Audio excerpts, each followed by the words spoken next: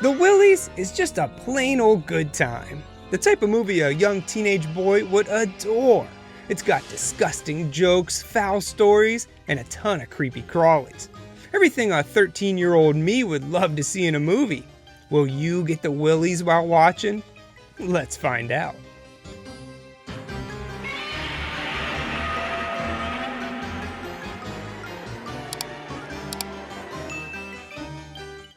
First, we meet 3 boys sitting in a tent in their backyard, getting ready to tell some spooky stories.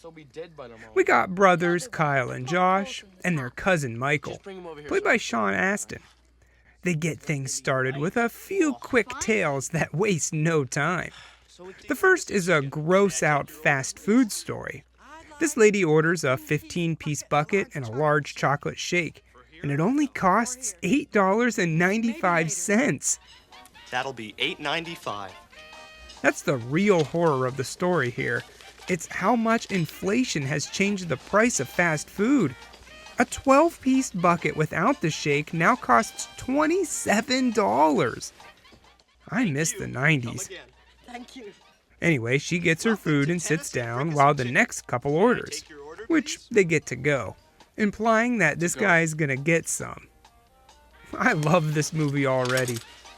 The lady excitedly sits down and starts to chow down on her chicken, except it isn't chicken, but a rat.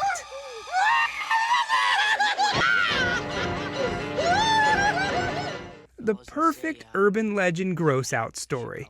The urge to regurge. Not to be outdone, it's now Kyle's turn, and he tells the tale of an amusement park ride. Similar to the Haunted Mansion at Disney, we see an old man riding, played by Bill Irwin, who you might remember from Home Alone. This gal has offered us 2 first-class tickets if we go Friday, plus a ring, a watch, a pocket translator, $500, and the earrings. You love the earrings. She's got her own earrings, a whole shoebox full of them, dangly ones. At first, he's pretty bored, not thinking the ride is scary at all. But soon, that changes. First, a zombie attacks him. Pretty good special effects, too, if you ask me. Next, we see a scene from 1880s London with Jack the Ripper. This chick gets her throat slashed and green blood squirts on the old man. It's funny to note that the same green blood was already on his shirt when he first entered the ride. Well, as things progress, the monsters get more wild and creepy until it's finally the end of the line for both the ride and the old man. Next, Josh tells a story, but honestly, it's so gross and dumb and involves a dog, I just don't want to get into it. So, it's Michael's turn to tell another story. Wait a minute, this isn't that dumb story about the time you and your friends found that pirate ship in an old cave? Wait, that's a Goonies reference. Goonies never say die! Michael is Mikey from the Goonies. That means that the Willies is canon with the Goonies universe. The Willies is technically Goonies too. I also just have to mention that this is when we get a proper title screen. We're 12 minutes into the movie and we finally get an intro. I don't care, the delivery is amazing. This story is guaranteed to give you the Willies. Now we have the final 2 stories. Things slowed down a bit here as this is the main show. The intro was just a teaser. Now for the main course. Danny Hollister, like every other kid in the 90s, has a bully. You know the type. Steal your lunch, rip up your first place drawing, then hang you up in the rafters with a fire hose. Well, the good old janitor, Mr. Jenkins, has a heart and helps out Danny, telling him that those bullies are all bark and no bite. They'll get what's coming to them. And boy, oh boy, will they. Danny runs off to class where his teacher, Mrs. Titmarsh. Good morning, Yeah, class. that's really her name, Titmarsh. Good morning, Miss Titmarsh. She yells at Danny for being late. To make things worse, there's a pop quiz today. In the middle of the test, Danny has to go to the bathroom, so he asks to be excused. What is it? Mrs. Titmarsh being a real you-know-what about it, too. You should have gone before class. But I didn't have to go then. But she does let him go. Don't run. When he enters the boys' bathroom, he finds the monster taking a dump. What? I mean, I love it, but what? Danny knocks over the cart and makes a mad dash to his classroom, telling them all about the monster. But, of course, no one believes him. To add insult to injury, Danny pees his pants. I mean, he did have to go, so it makes sense. Titmarsh makes him go back to the bathroom to clean himself up. He's scared, but he heads on in, only to see that the monster ripped off Mr. Jenkins' head and hid him in the janitor's closet. Danny fights it off with some soap. I really like the snot dispenser graffiti. It's a nice touch. Danny rushes back to class, where Titmarsh, yeah, I'm saying her name as much as I possibly can. Mrs. Titmarsh is ticked off, and she demands Danny show her this monster, which of course isn't there. But wait, just when Danny's getting a good talking to, it comes down from the ceiling, and Mrs. Titmarsh goes tits up.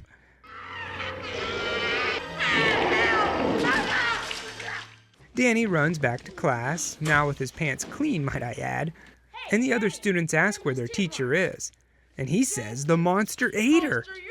The bullies laugh and joke, not believing Danny, but they'll soon know the truth. They all head in except for Danny, who waits outside. At first, they don't find anything.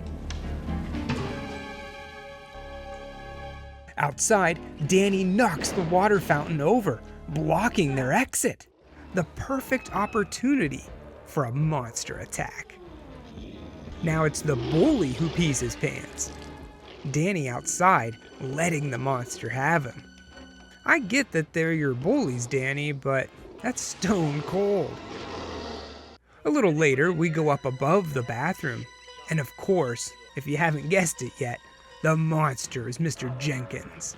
Or at least it's wearing a Mr. Jenkins suit. Rumor is that he goes from school to school, careful to never stay in the same spot for long, eating nasty kids. Who knows? He could even be working in one of your schools right now.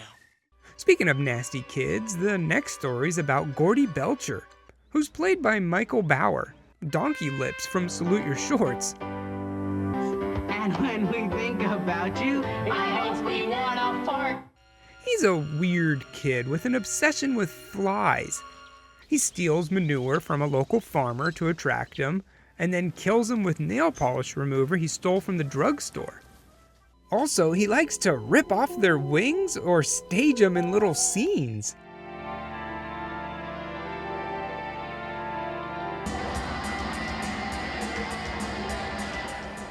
At first I thought he was doing some sort of experiment with the flies, something that would change the world.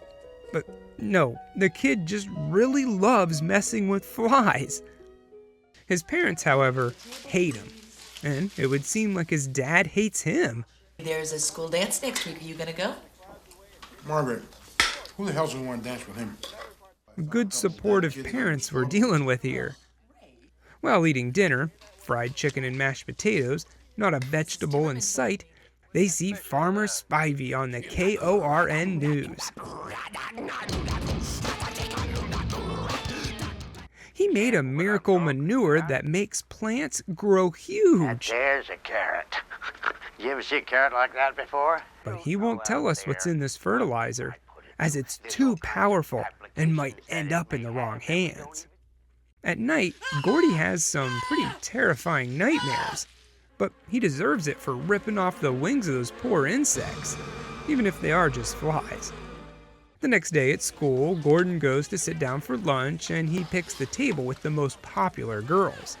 Most are too disgusted by the mere sight of him to stay for long, but one girl does show some sympathy.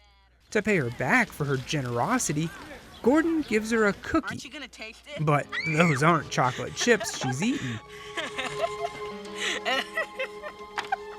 Gordy Belcher, you are sick. Up until this point, you kinda sorta feel bad for old Gordy. I mean, he's a loser with only flies to keep him company. But this little prank took things a little too far, and he gets suspended from school. On the way home, he stops by his old buddy the farmer's house. But instead of shooting him, Spivey's got a new idea. He offers him to come inside and have a look around, and even gives him a free extra special jar of his manure for Gordy to use, with extra secret ingredients. Gordon's not really sure why the farmer's being so nice to him all of a sudden, but after the day he's had, he'll take it. When he gets home, his mom questions why he's back from school so early. Remember, he did get suspended. Little does he know that the principal called and told his mom of the situation. So Gordy's not going to be able to lie his way out of this one. The fly cookie was the last straw, and when he goes down into the basement to see his fly friends, they're all cleaned up, gone, each and every one of them.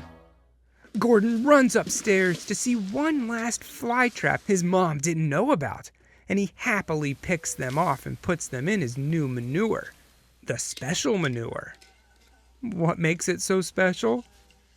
Well, just as it has the ability to make vegetables grow supersized, this batch can make flies grow into giants. And they can finally get their revenge for their fallen brethren, ripping Gordon's arms off.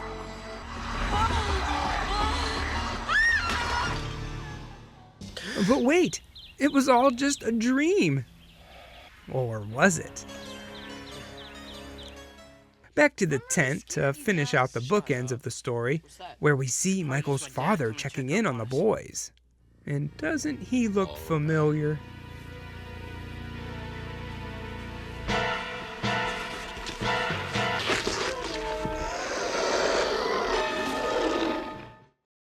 Did you get the Willies? I love these kind of movies. It's not so much that it's just an anthology, which is always a treat, but being aimed for a younger audience means that it never takes itself too seriously and is a ton of fun. This brings me right back to being a child of the 90s, especially with Danny's story. The clothes, the bullies, the mean old teacher, every 90s sitcom had these three things. I also loved the camping in the backyard idea. I had sleepovers where we did the exact same thing and always ended up inside because we were just too scared. The stories are all pretty predictable, except the Gordon Belcher one. The whole time I was just wondering, why does this kid love flies so much? I didn't think they would rip his arms off. It makes sense though, an eye for an eye as he was ripping off their wings. The acting from the kids inside the tent wasn't that good, except for Sean Astin. He did a great job. But you don't watch these type of movies for good acting. You watch it to have fun. And there's a ton of it to be had in the Willies. I give it a solid 3 monsters taking a dump out of 4.